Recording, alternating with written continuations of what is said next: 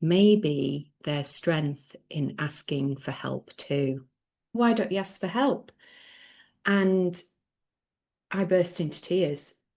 Showing vulnerability or needing help will make you weak or burdensome.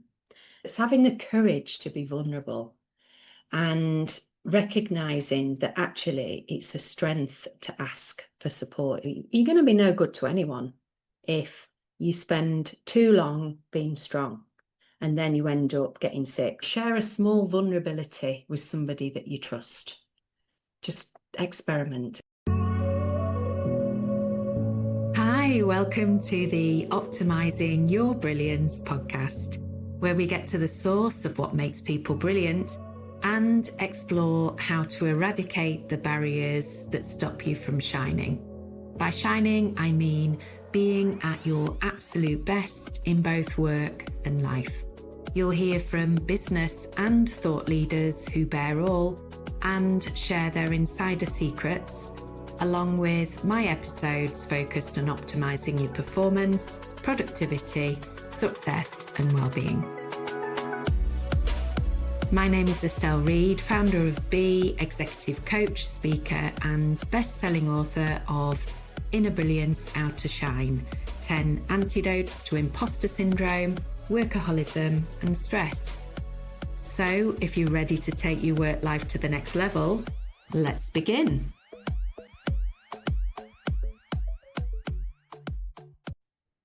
Hello. We are here for the final episode in the mini-series. So this, if you've been listening along, this is the 5th pattern. It's the Be Strong pattern.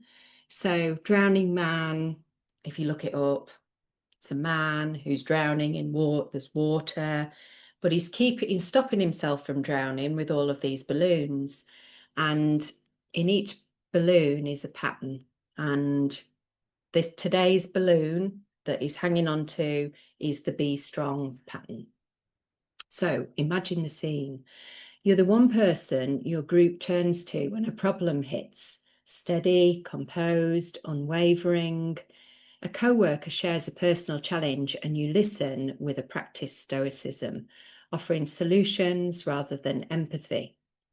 You carry the room's burden on your shoulders, never letting vulnerability show. After hours, you pack away the day in a mental cabinet in your mind, locking the latch with a whisper, "Don't rely on anyone. You're strong enough to handle this alone."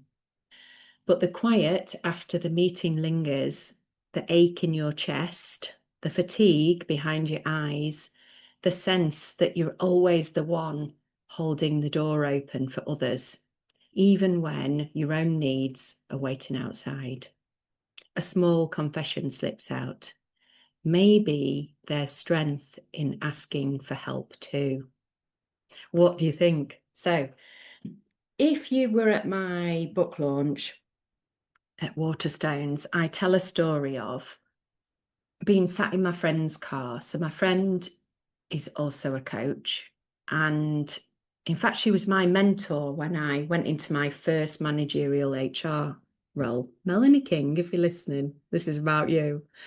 And we'd been out for the day. In fact, we'd been to a Havening conference and I can't even remember why the subject came up. We were sat in my car outside her house and she said, "Why don't you ask for help?"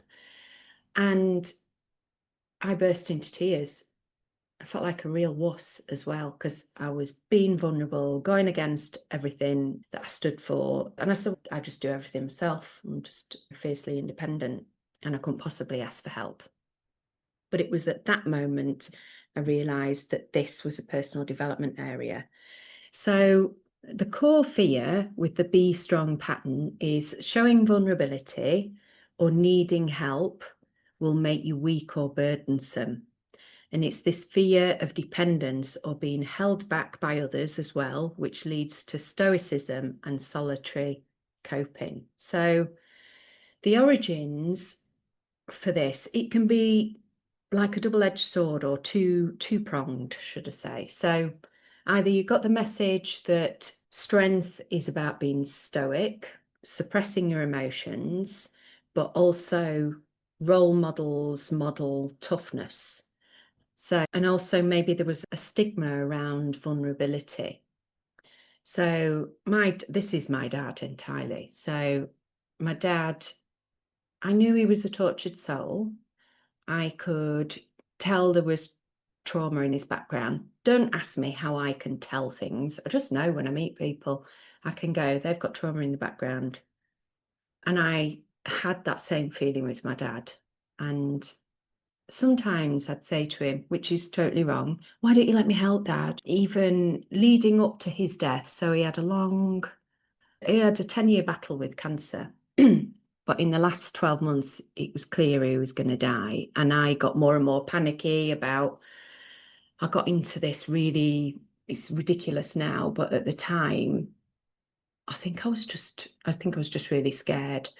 And I got into this thing about, look, if I can help heal your trauma, and then maybe this horrible illness will go away. And we'd heard about people recovering miraculously from cancer when they faced trauma or their fears, and kind of put myself in, oh, let me save you, Dad, type situation.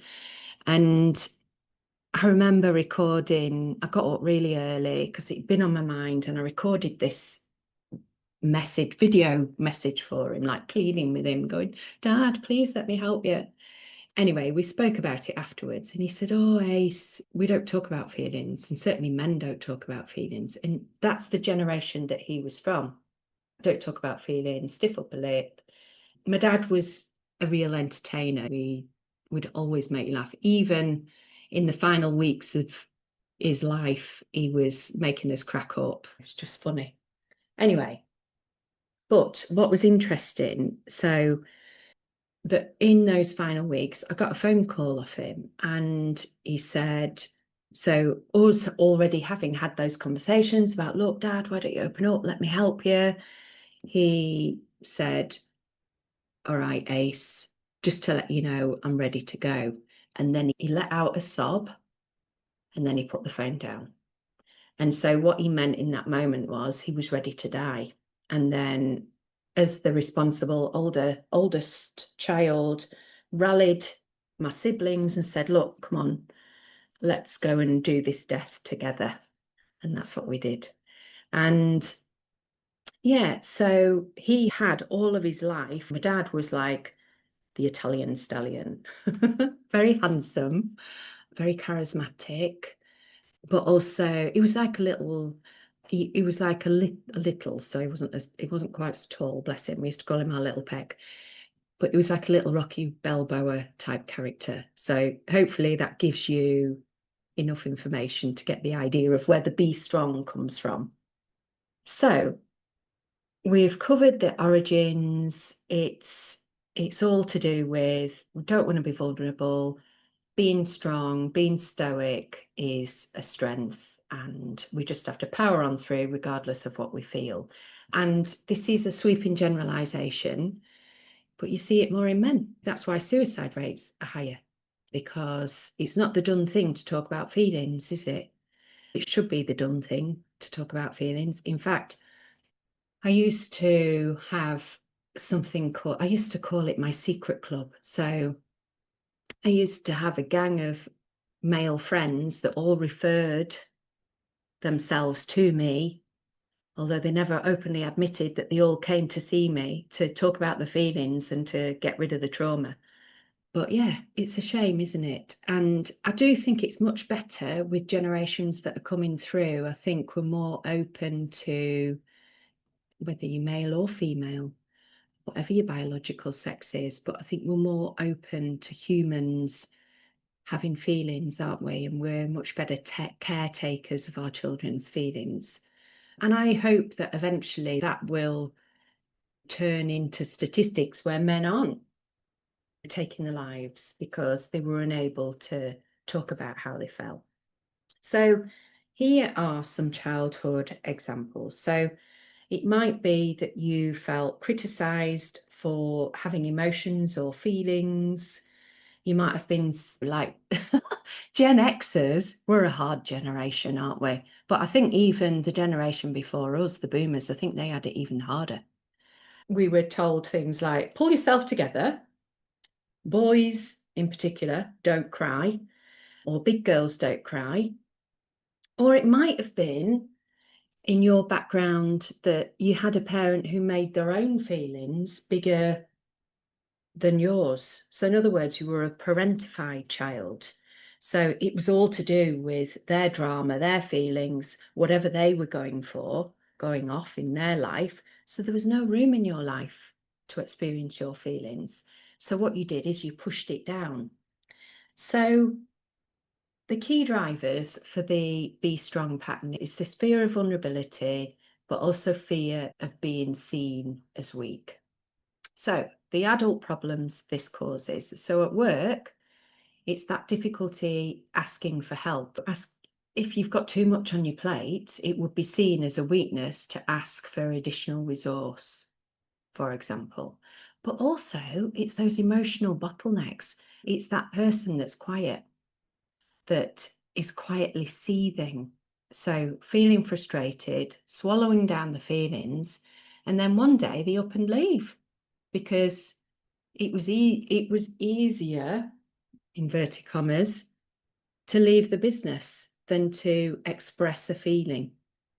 In relationships, it might be reluctance to show a need or excessive self-reliance. That's both my husband and I. We're a right pair. If you listen to the birth order episode of this podcast, a brilliant woman, Linda Blair, she's psychologist, been on TV, written a brilliant book called Birth Order. And so when you're a firstborn, you're automatically more independent because when the next born comes along, you're left to your own devices. And so both my husband and I are firstborns, and we're both very independent. So, you know, when I speak to a lot of my friends, my colleagues, they all have joint bank accounts. I have always split everything 50-50. It's that fierce independence. We had a big row the other week about traveling down for this TEDx interview. And I was like, I'll just drive there and drive back. It'll be fine. And my husband was like, what, you're going to do 6-7 hours in the car and deliver an amazing speech? I think you're going to be knackered after that. Why don't you let me drive you? And it took me a minute to go, okay, you can drive me. And so we do, to be fair, of all the people that we rely on each other the most. So we have grown, we have developed, we have relinquished that bit by bit, but it's taken awareness, which is why I do this podcast, so that we can raise awareness of what's going on. And then it puts you in charge as the captain so that you can choose to do something different. So let's go through some examples. Oh, sorry. Moving on to the mental health problems that this causes. So suppressed emotions causes burnout, somatic symptoms. So if you're wondering what they are, physical sensations, pain, bodily distress. So for example, when we relocated up to Cumbria, I bore the responsibility of that relocation on my shoulders. And literally, I got 2 frozen shoulders in the end. Until in the end, I had to talk to myself and go, look, they're both fine. They've coped with the relocation, they're fine. And then my shoulders, I sorted my shoulders out basically. What else?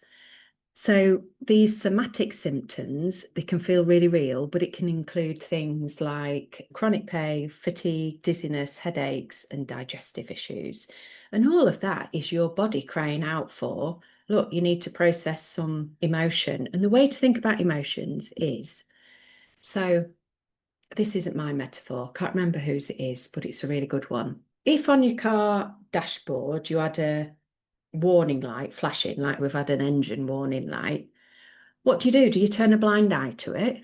Do you go, oh, it's all right, it'll sort itself out, it'll go away? Or even worse still, do you take the bulb out so that the light doesn't flash anymore? But sometimes that's what we do, don't we? Oh, aching shoulder. Do you know what? I'm going to take a load of painkillers to make it go away. Actually, maybe your body is trying to communicate something to you. So in other words, listening to your body and then working out what's the emotion, the thought, the feeling behind that, so that you can then resolve it. And this has happened time and time again. I've probably shared examples on here of if I am misaligned with my actions, so I'm not on the right path or in line with purpose, I get knee ache. I'm misaligned, literally. My knees pointing in a different direction. So it makes me stop and think, okay, what do I need to change? What am I suppressing? Let's have a look at the example. So the client was brought to me because, or they came to coaching, and the emotions behind their be strong was because the parents are getting divorced. And they'd had to grow up. So this is an example of a parentified child. So they'd had to grow up very quickly because they got stuck between these two feuding parents. So leading up to the divorce, and physically, she would get in between these parents. And so she learned very quickly how to navigate rows, how to fix, even as a child. So even though they were adults, she was the one doing the fixing to try and prevent her parents from separating. During that time, a mum needed a lot of emotional support. So she got a self-worth from helping a mum out, being a mum's counsellor, a therapist, doing things, fixing. But all the while, this lass had big feelings of her own that she wasn't processing. So she learnt to be strong, stuff her feelings down, and just deal with her mum's concerns. But everything bit her on the bum in the end. And that was because she was also using this strategy at work as well. So she was the fixer at work. She had a big team. People would come to her, can you sort this out? Can you sort that out? Again, she's filling in those responsibility gaps. Yeah, don't worry, I'm trusted, reliable. Don't worry about my feelings or getting up to here when it comes to stress. I'll be all right. Until in the end, she was almost off with burnout. So she was threatening her employer and just said, look, I am going to have to go off with burnout. I'm just so exhausted. And whilst it can be nice to be the fixer or the rescuer, often we don't take care of our own needs, do we, when we're in that fixing or being strong mode? Hello, can you do me a favour? Would you mind either liking or subscribing wherever it is that you listen? So maybe that's on YouTube or Spotify or Apple, because that will help us to keep going and keep growing. The other thing that would be really helpful is if you could share it with someone that would also benefit from the content. Thank you so much. Really appreciate it. Right, let's get on. So, what happened in the end? So again, we cheated, we got rid of those events using havening. And instead of, again, she was threatening to leave the business, she just thought the easiest solution, and I know this pattern because I've done it myself. I think I mentioned it on a previous episode. Oh, I'm overloaded. I've got too much to do. I'll move employer. And then we start off okay, and then all the tasks build up again. And before we know it, we're in the same situation. And that was the situation she was in. She wanted to leave the company. But once we got rid of the need to fix and the need to be strong, and she was able to process her own emotions. So there was lots of tears as we were doing the havening work.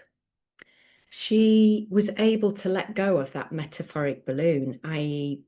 being the fixer, being the one that's strong all the time, and comfortably realize that she wasn't going to drown, that she was still going to stay afloat. So when she went back into work, she went back in so being the fixer becomes this is how I get my value, this is what you get from me. Being able to go in and go, actually, do you know what? I'm a worthwhile person regardless of whether I'm fixing other people. And those boundaries were around, so she used a coaching approach. This is where leaders can benefit from training as a leader as coach. And one of the hardest challenges, so when I train leaders to be coaches, their hardest challenge is often learning to let go, to sit on the hands, to allow the team member to come up with their own solutions. so that they run off with the tasks rather than dumping the tasks at your door. And that's exactly what she did. She used to just knock the tasks back like a tennis ball, passing the monkey back, as they used to say in the 70s. Harvard Business Research, not my term. But yeah, so by passing back, instead of fixing everybody else's stuff, she had more capacity to make sure that she didn't burn herself out, but also she was able to focus on what she was employed to do.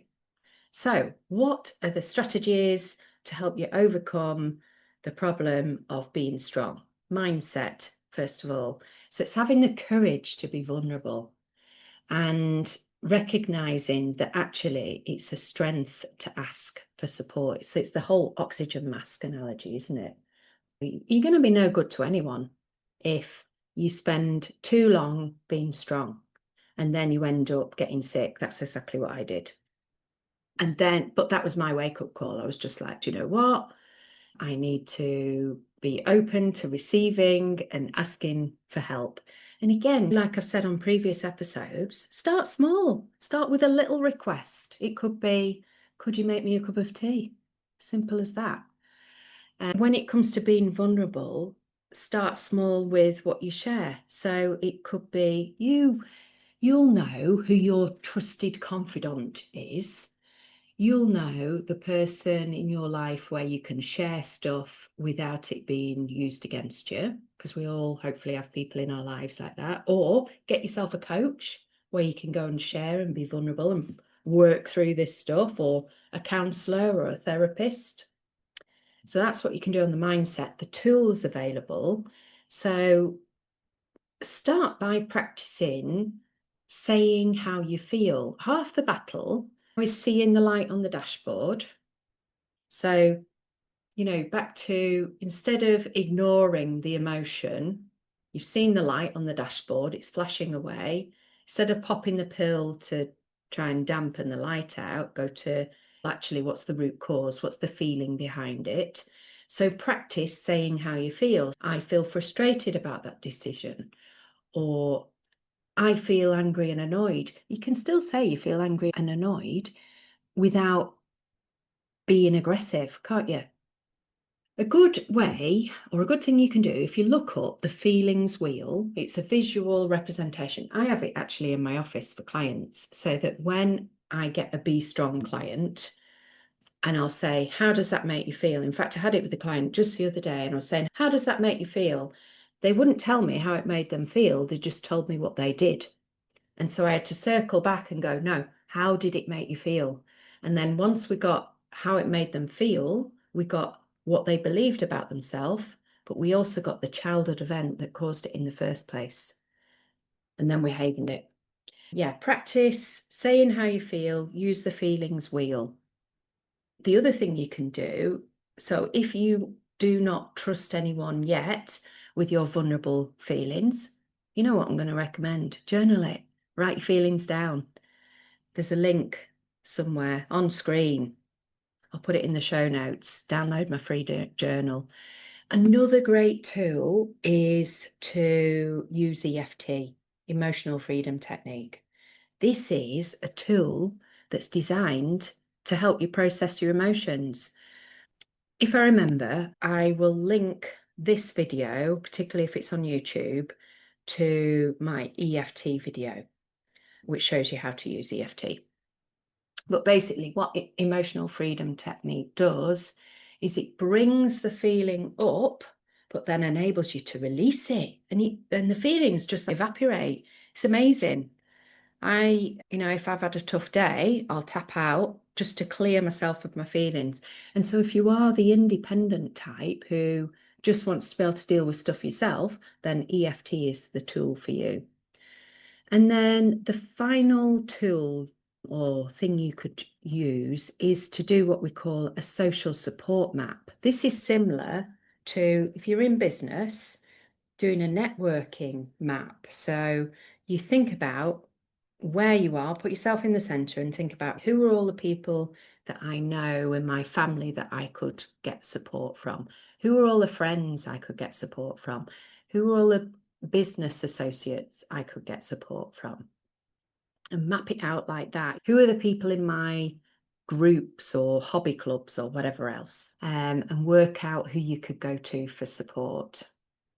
When it comes to boundaries, so because you're operating from Be Strong, which is all about don't be vulnerable, don't express your feelings, allow everyone else to dump their feelings on you, which is an interesting one. We always go to the stoic, don't we? The person that will just sit and listen. But then we need a way to process those feelings and to get them off our back. And so with that in mind, honour the need for rest. Put a rest boundary in, allocate time. I'm an introvert, so I get my energy from solitude, from decompressing, from all that stuff. And, that's how I create my boundaries. Requests for help, as I've already said, but also be aware of, so this links to the pleasing one, where I said it's a bit like a seesaw. If you're the one giving all the giving and you're not receiving back, then of course you're going to be drained by dealing with everybody else's emotional crap and being strong all the time. So be aware of, in your life, have you heard of drains and radiators? So the drains are, as it sounds, those people that are emotionally draining. So they're moaning, they're negative, they've never got a positive story to tell, they're always the victim or they're always the persecutor. You come away feeling like, oh. And then you've got the radiators where you laugh, you giggle, they look on the bright side of life, and you feel ace having been in their company. Think about which drains am I going to spend less time with or even cut out of your life, and which radiators can you spend more time with, where the balance of sharing emotions is a bit more equal. In terms of a micro action, so one small action you could take, share a little story, share a small vulnerability with somebody that you trust. Just experiment. And again, back to what I've said in previous episodes, broaden that comfort zone bit by bit. That's exactly what I've done with my husband over the years. He would not be vulnerable with me at all when I first met him. And then he, bless his heart, he trusts me with most things. He will be really vulnerable with me now. But it's only come over time by gradually feeling safe to express what he needs to express. In terms of resources, so books I can recommend, it's called The Body Keeps the Score, Brain, Mind and Body in the Healing of Trauma. Back to, if we stuff our feelings down, we might even stuff it down with food. But if we suppress our feelings, then eventually it shows up as pain in our body and ailments. So that book really explains that process. And then the other book, any book on EFT, Emotional Freedom Technique, is brilliant. And as I say, I've got an EFT video on my channel. So it won't be on the podcast section of my YouTube channel. It'll be on the general video side. In fact, I think I've even created a playlist called EFT, so you should be able to find it in there. So that brings me to the end of this mini series, although I've probably been recording longer than I expected. So I hope it's been useful, and there'll be a return to other podcast episodes going forward. Take care.